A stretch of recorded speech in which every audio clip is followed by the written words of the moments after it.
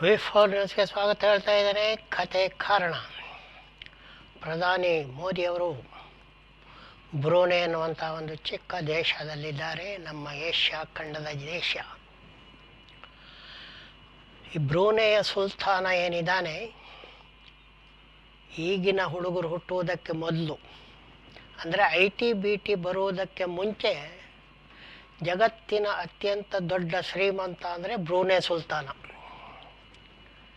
ಜಗತ್ತಿನ ಅತ್ಯಂತ ಶ್ರೀಮಂತನಾಗಿದ್ದ ಬ್ರೂನೆ ಸುಲ್ತಾನನನ್ನು ಆ ಸ್ಥಾನದಿಂದ ಕೆಳಕ್ಕೆ ತಳ್ಳುವುದು IT-BT ಕ್ರಾಂತಿ. IT-BTಗಳಾದಮೇಲೆ ಎಲ್ಲ IT-BTಯ ಸುಲ್ತಾನರುಗಳೇ ಜಗತ್ತಿನ ಶ್ರೀಮಂತರುಗಳ ಪಟ್ಟಿಯಲ್ಲಿ ಏರಿದ್ದಾರೆ. ಹಾಗೆ ಉದ್ಯಮ ಕ್ಷೇತ್ರದ ಕ್ರಾಂತಿ ಕೂಡ ಬ್ರೂನೆ ಸುಲ್ತಾನ ಸಂಪತ್ತನ್ನು ಜಗತ್ತಿನ ಅತಿ ಶ್ರೀಮಂತ ಎನ್ನುವ ಪಟ್ಟಿಯಿಂದ ಕೆಳಕ್ಕೆ ತಳ್ಳಿದೆ.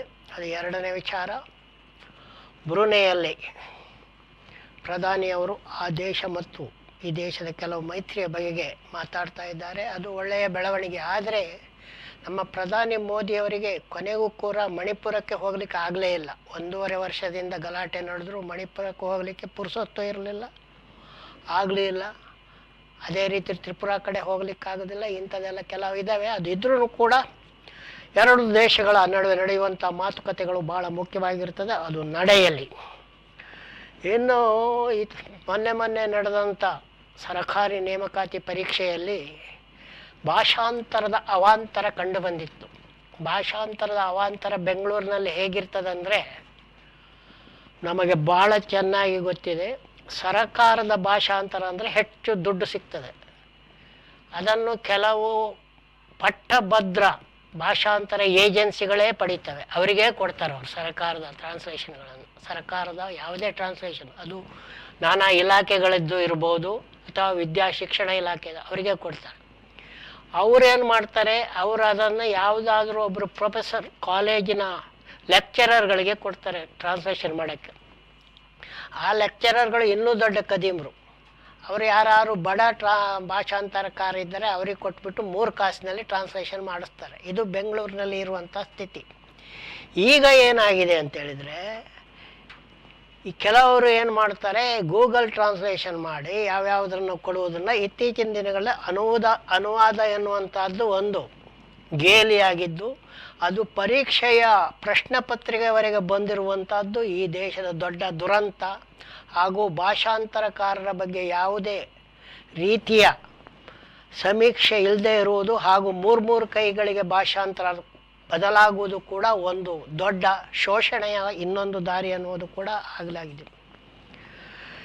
ಇನ್ನು ರಾಜಸ್ಥಾನದಲ್ಲಿ ಒಂದು ದೊಡ್ಡ ಬಿರುಗಾಳಿ ಬೀಸಿದೆ.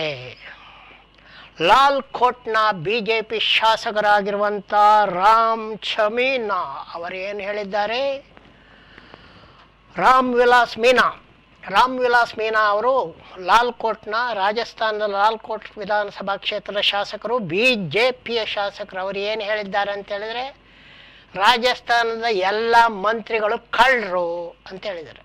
ಅವರದೇ ಪಕ್ಷ ಅಲ್ಲಿ ಅಧಿಕಾರದಲ್ಲಿರುವಂಥದ್ದು. ಅವರದೇ ಪಕ್ಷದ ಮಂತ್ರಿಗಳನ್ನು ರಾಮ್ಲಾಲ್ ಮೀನಾ ಅವರು ಎಲ್ಲ ಮಂತ್ರಿಗಳು ಕಳ್ಳರು ಅಂತ ಹೇಳಿದ್ದು, ಅದನ್ನು ಸ್ವಲ್ಪ ವಿಸ್ತರಿಸಿದರೆ ದೇಶಕ್ಕೂ ಕೂಡ ಅನ್ವಯಿಸಿಕೊಳ್ಬೋದು. ಆದರೆ ಅದನ್ನು ಹೇಳುವವರು ಇನ್ಯಾರಾದರೂ ಬೇಕಾಗ್ತದೆ, ನಾವೇ ಯಾಕೆ ಹೇಳೋಣ. ಹಾಗಾಗಿ ರಾಜಸ್ಥಾನದಲ್ಲಿ BJP ಸರಕಾರದ ಭಜನ್ಲಾಲ್ ಶರ್ಮಾ ಅವರ ಮುಖ್ಯಮಂತ್ರಿ ಸರಕಾರದ ಎಲ್ಲ ಮಂತ್ರಿಗಳು ಕಳ್ಳರು ಅಂತ ಹೇಳಿಬಿಟ್ಟು ಅದೇ ಪಕ್ಷದ ಶಾಸಕರು ಹೇಳಿರುವುದರಿಂದ ಅದು ಒಂದು ದೊಡ್ಡ ಮೆಣಸಿನಕಾಯಿ ನುರಿದಂತೆ ಆಗಿದೆ. ಬೇರೆ ಪಕ್ಷಗಳಿಗೆ ಒಳ್ಳೆ ಒಬ್ಬಟ್ಟು ತಿಂದಂತಾಗಿದೆ ಅಂತ ಹೇಳಬಹುದು. ಇನ್ನು ನಕಲಿ ಗೋರಕ್ಷಸರು ಹರಿಯಾಣದಲ್ಲಿ ಗೊತ್ತೇ ಇದೆ. ಹಿಂದೆ ಬುಲ್ಡೋಜರ್ ಓಡಿದ್ದು, ಉತ್ತರ ಪ್ರದೇಶವನ್ನು ಅನುಕರಿಸಿ ಬುಲ್ಡೋಜರ್ ಓಡಿದ್ದು ಗೊತ್ತಿದೆ ಹರಿಯಾಣದಲ್ಲಿ. ಆಮೇಲೆ ಬೇರೆ ಬೇರೆ ರೀತಿಯ ಕೋಮುಗಲಭೆ ಎಬ್ಬಿಸುವ ಕೆಲಸಗಳು, ಅದರಲ್ಲೂ ಮುಖ್ಯವಾಗಿ ಚುನಾವಣೆ ಸಂಬಂಧದಲ್ಲಿ ಹೆಚ್ಚು ನಡೀತಾ ಇರುವುದು ಕಳೆದ 10-15 ವರ್ಷಗಳಿಂದ ಗೊತ್ತೇ ಇರುವಂಥ ವಿಚಾರ. ಈಗ ಹರಿಯಾಣದಲ್ಲಿ ಇನ್ನೇನು ಚುನಾವಣೆ ಬರ್ತಾ ಇದೆ, ಚುನಾವಣಾ ಪ್ರಚಾರ ಆರಂಭವಾಗಿದೆ. ಈಗ ಅಲ್ಲಿ ಗೋರಕ್ಷಕರ ಹಾವಳಿ ಹೆಚ್ಚಾಗಿದೆ. ಮೊನ್ನೆ ತಾನೇ ಪಶ್ಚಿಮ ಬಂಗಾಳದ ಬಂತ ಕೂಲಿ ಕಾರ್ಮಿಕರೊಬ್ಬರನ್ನು ದನದ ಮಾಂಸ ತಿಂದಿದ್ದಾನೆ ಅಂತ ಹೇಳ್ಬಿಟ್ಟು ಹೊಡೆದು ಕೊಂದಿದ್ರು. ಒಂದಿಬ್ಬರಿಗೆ ಹೊಡೆದು ಆಸ್ಪತ್ರೆಗೆ ಸೇರಿಸಿದ್ರು. ನಿನ್ನೆ ಏನಪ್ಪ ಆಗಿದೆ ಅಂತೇಳಿ ಒಬ್ಬ ವಿದ್ಯಾರ್ಥಿಯನ್ನ ಗೋಕಳ್ಳ ಸಾಗಣೆ ಮಾಡಿದವನು ಎಂತುಕೊಂಡು ಅಟ್ಟಿಸಿಕೊಂಡು ಹೋಗಿ ಗುಂಡು ಹಾರಿಸಿ ಕೊಂದಿದ್ದಾರೆ. ವಿಚಿತ್ರ ಅಂದರೆ ಇವರು ಕೊಂದದ್ದು ಒಬ್ಬ ಪಕ್ಕ ಚಡ್ಡಿಯನ್ನೇ RSSನನ್ನೇ ಆರ್ಯನ್ ಮಿಶ್ರಾ ಎನ್ನುವಂಥ RSS ಒಲವಿನ ವಿದ್ಯಾರ್ಥಿಯನ್ನು ಇವರು ದನಕಳ್ಳ ಸಾಗಾಣಿಕೆಗಾರ ಅಂತ ಬಿಟ್ಟು ಅಟ್ಟಿಸಿಕೊಂಡು ಹೋಗಿ ಕೊಂದಿದ್ದಾರೆ. ಇದು ಹರಿಯಾಣದಂಥ BJP ಅಧಿಕಾರದಲ್ಲಿರುವಂಥ ರಾಜ್ಯದಲ್ಲಿ ನಡೆಯುತ್ತಿರುವಂಥ ಕಿತಾಪತಿಗಳು. ಯಾರಿಗೆ ಯಾವಾಗ ಬರೇ ಮತಗಳು ಮಾತ್ರ ಮುಖ್ಯವಾಗಿರ್ತದೋ ಅಂಥ ಜಾಗಗಳಲ್ಲಿ ಇವೆಲ್ಲ ಅನಾಹುತಗಳು ನಡೀತವೆ. ಇವಾಗ BJP ಭಾರತದಲ್ಲಿ ನಡೆಸಿರುವಂಥ ದುರ್ವರ್ತನೆಗಳಿಗೆ, ದುರಾಡಳಿತಗಳಿಗೆ ಆರ್ಯನ್ ಮಿಶ್ರಾ ಎನ್ನುವಂಥ ಒಬ್ಬ ವಿದ್ಯಾರ್ಥಿಯನ್ನು ಗೋರಕ್ಷಕರೆಂಬ BJP ಅನುಯಾಯಿಗಳು ಗುಂಡು ಹಾರಿಸಿ ಕೊಂದಿರುವುದಕ್ಕಿಂತ ದೊಡ್ಡ ಉದಾಹರಣೆ ಬೇಕಿಲ್ಲ. ಈ ಪ್ರಕರಣದಲ್ಲಿ ಐವರು ಆರೋಪಿಗಳನ್ನೇನೋ ಬಂಧಿಸಿದ್ದಾರೆ. ಮುಂದೇನಾಗ್ತದೆ ಯಾರಿಗೂ ಗೊತ್ತಿಲ್ಲ ಅಂತ ಹೇಳಬಹುದು.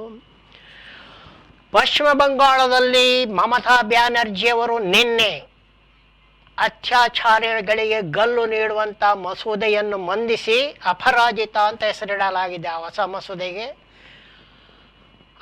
ಅತ್ಯಾಚಾರಿಗಳಿಗೆ ಗಲ್ಲು ಶಿಕ್ಷೆಯನ್ನು ನೀಡುವಂಥ ಮಸೂದೆಯನ್ನು ಮಂಡಿಸಿ ವಿಧಾನಸಭೆಯಲ್ಲಿ ಅದು ಪಾಸಾಗಿದೆ. ವಿಧಾನಸಭೆಯಲ್ಲಿ ಪಾಸಾಗಿರುವುದಲ್ಲದೆ ಅದನ್ನು ಆದಷ್ಟು ಬೇಗ ಸಹಿ ಹಾಕುವಂತೆ ರಾಜ್ಯಪಾಲರಾದ ಆನಂದ್ ಬೋಸ್ ಅವರಿಗೆ ತೃಣಮೂಲ ಕಾಂಗ್ರೆಸ್ನವರು ಒತ್ತಾಯ ಮಾಡಿದ್ದಾರೆ.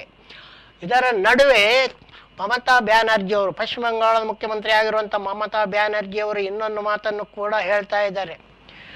ಈ BJP ಅವರು ಬಾಯಿಗೆ ಬಂದಂತೆ ಕೋಲ್ಕತ್ತಾದ ವಿದ್ಯಾರ್ಥಿನಿಯ ಬಗೆಗೆ, ಕೊಲೆಯ ಬಗೆಗೆ, ಅತ್ಯಾಚಾರದ ಬಗೆಗೆ ಮಾತಾಡ್ತಲೇ ಇದ್ದಾರೆ. ಉತ್ತರ ಪ್ರದೇಶದಲ್ಲಿ ಆದ ಹತ್ರಾಸ್ನಂಥ ಒಂದು ಭೀಕರ ಕೊಲೆಯ ಬಗ್ಗೆ ಬಾಯಿ ಕೂಡ ಬಿಟ್ಟಿಲ್ಲ ಇವರು.